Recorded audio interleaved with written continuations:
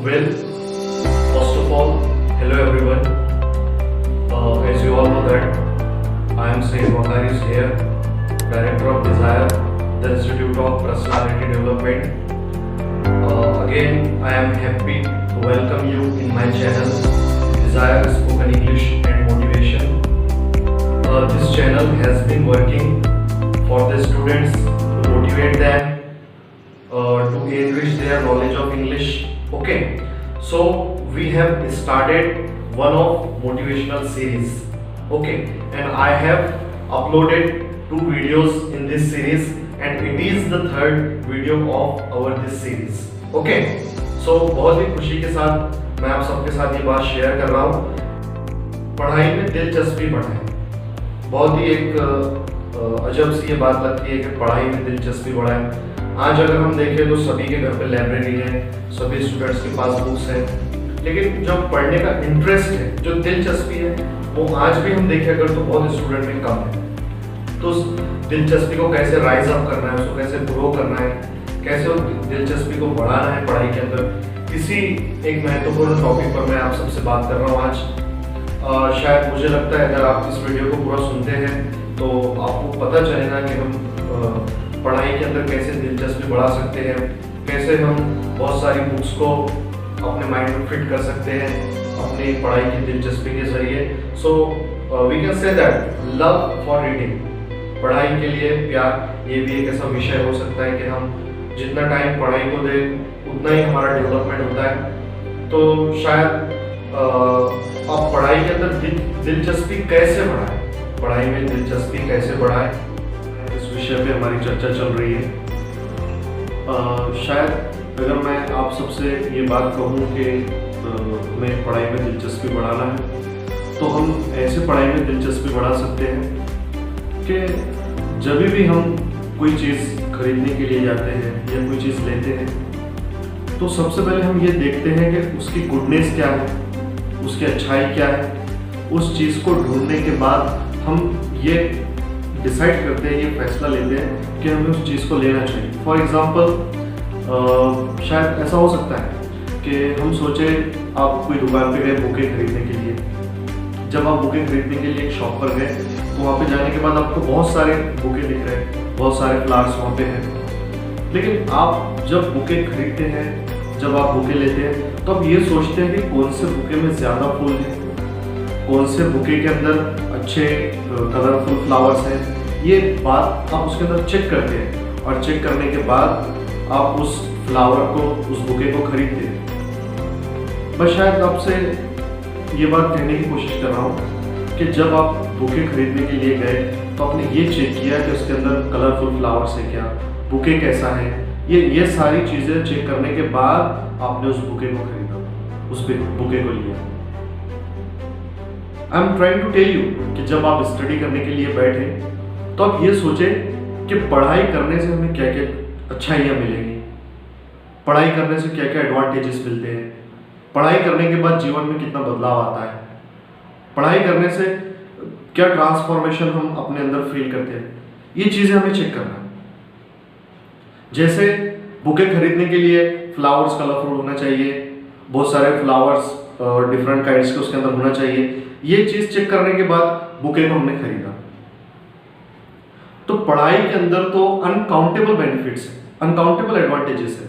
ये पॉजिटिव सोच लेके अगर हम सोचते हैं तो शायद हम पढ़ाई कर सकते हैं, हम अपने इंटरेस्ट को, अपनी दिलचस्पी को पढ़ाई के अंदर बहुत ज़्यादा मात्रा में बढ़ा सकते हैं। लेकिन हमें ये बात फोकस करना है कि हम सबसे पहले तो ये सर्च करें कि पढ़ाई से फ़ायदा क्या होता है। एक राजा की कहानी अगर मैं आपके साथ शेयर करूँ तो एक राजा शिकार के लिए जंगल में जाते हैं।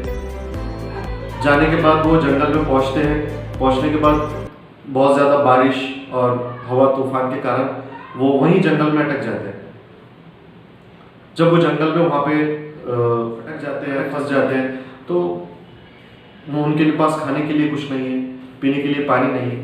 3 बच्चे उनके पास आते हैं। वो राजा उन बच्चों से पूछते हैं कि मैं बहुत भूखा हूँ, प्यासा हूँ, मुझे आप थोड़ी मदद करें।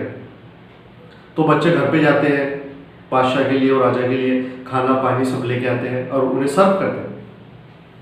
सर्व करने के बाद वो राजा, वो किंग उनसे कहता है कि बताइए आपको क्या चाहिए, आपने जो मेरी हेल्प की है इसके बदले में आपको क्या चाहिए। पहला बच्चा कहता है कि मुझे एक बंगला चाहिए, घर चाहिए। राजा बोलता है कि ठीक है, ओके। दूसरे बच्चे से जब पूछते हैं तो वो कहता है कि मुझे पैसा चाहिए, धन चाहिए, बादशाह उसे धन भी देता है। तीसरा बच्चा थोड़ी देर के लिए खामोश हो जाता है। थोड़ी देर के बाद खामोश होने के बाद वो बादशाह से कहता है कि मुझे कुछ अलग चाहिए, क्या आप दे पाएंगे? बादशाह ने कहा आप जो भी मुझसे मांगे, आप जो भी मुझे कहेंगे, मैं आपको वो चीज़ दे दूँगा। वो बच्चा बादशाह से कहता है कि मुझे अपने जीवन में शिक्षा चाहिए, मैं अपने जीवन में पढ़ाई करना चाहता हूँ, मैं अपने जीवन में इंफॉर्मेशन नॉलेज हासिल करना चाहता हूँ, मुझे शिक्षित बनना है। तो बादशाह बहुत खुश हो जाता है। कहा एक बच्चे ने तो कुछ अच्छा फैसला किया, एक बच्चा तो कुछ अच्छा चाहता है जीवन में। बादशाह ने कहा ठीक है, मैं आपको वो सारी चीज़ें प्रोवाइड कर दूंगी। वो जो दो बालक थे, एक को बंगला मिल गया, एक को पैसा मिल गया, और ये जो बालक अच्छे टीचर्स उस बच्चे को दिए, और देने के बाद वो बच्चा पढ़ाई में आगे बढ़ने लगा। जब धीरे धीरे स्लोली ग्रेजुअली उसकी पढ़ाई हुई, पढ़ाई होने के बाद वो जीवन के अंदर एजुकेशन हासिल किया कि बादशाह को उस बच्चे को अपने शासन के अंदर, अपने किंगडम के अंदर एक मंत्री का पद दे, उसे एक मंत्री बना। बादशाह ने उसको एजुकेशन दे दिया। थोड़े दिनों बाद वो जो दो बच्चे थे जिन्होंने, किसी ने धन मांगा था, किसी ने घर मांगा था, तो एक बच्चा जो हमेशा जीवन के अंदर बस उसी पैसे पर बैठ के अपने जीवन को, अपनी लाइफ को गुजार रहा था, उसके पास तो पैसा खत्म हो गया। कुछ प्रॉब्लम्स के कारण एक बच्चा जो था उसका घर भी चला गया, कुछ नेचुरल डिजास्टर के कारण। वो दोनों भी बालक इस मंत्री के, इस बच्चे के पास आए। उन्होंने कहा कि हमने जो पैसा और जो घर लिया था वो चला गया, लेकिन तुमने जो फैसला किया शिक्षा का, आज शिक्षा, ये जो एजुकेशन, ये जो इल्म आपने हासिल किया है, इसकी बेस पे आपके जीवन में बहुत कुछ आएगा, बहुत कुछ आपको सीखने को मिला, बहुत कुछ आपने अपने जीवन में कर पाया। तो बालक कहता है कि एजुकेशन, शिक्षा एक ऐसी चीज़ है कि जीवन में अगर हमने शिक्षा को सिलेक्ट कर दिया, अगर हमने ये सोचा कि हमें अपने जीवन में अच्छे से अच्छी पढ़ाई करना है, एजुकेशन हासिल करना है, इल्म हासिल करना है, तो शायद हम जीवन में बहुत कुछ कर सकते हैं। ये एजुकेशन एक ऐसी चीज़ है जो आपको नेम और फेम दोनों चीज़ें देगी। वो बच्चा उनसे कहते हैं, तो वो भी सिलेक्ट करते हैं कि हम एजुकेशन हासिल करेंगे। शिक्षा में बहुत ज़्यादा पावर होता है, बहुत ज़्यादा स्ट्रेंथ होती है। हम भी ये डिसाइड करते हैं कि हम शिक्षा हासिल करें, अपने आप को तालीम देंगे, एजुकेशन। उन्होंने फैसला किया, डिसाइड किया क्या अब हमें एजुकेशन हासिल करें। तो शायद उस बच्चे ने जैसे इम्पोर्टेंस ऑफ एजुकेशन हमको बताया इस कहानी के माध्यम से, तो हम अपने जीवन के अंदर इसी तरह पढ़ाई में दिलचस्पी बढ़ा सकते हैं कि हम देखें तो what are the importance of education, what are the importance of reading. अगर हम इन चीज़ों पर फोकस करें तो 100% आई एम श्योर कि हम जीवन के अंदर कुछ ना कुछ अच्छा कर सकते हैं, हम रीडिंग की दिलचस्पी को बढ़ा सकते हैं। हमें पहले ये सोचना चाहिए कि एजुकेशन अगर हम हासिल करते हैं, शिक्षा हासिल करते हैं, तो उससे क्या क्या एडवांटेजेस हमको जीवन में मिलते हैं। आप कभी कोई किताब से हेट नहीं करेंगे अगर आप इस बात को मान लें कि हमें अब शिक्षा से लगाव है। हम दिलचस्पी लाइन से मैं आपके साथ शेयर करता हूँ।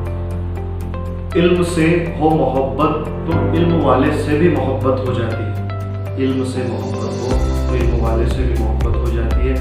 गर हो इल्म से नफरत तो इल्म वाले से भी नफरत हो जाती है।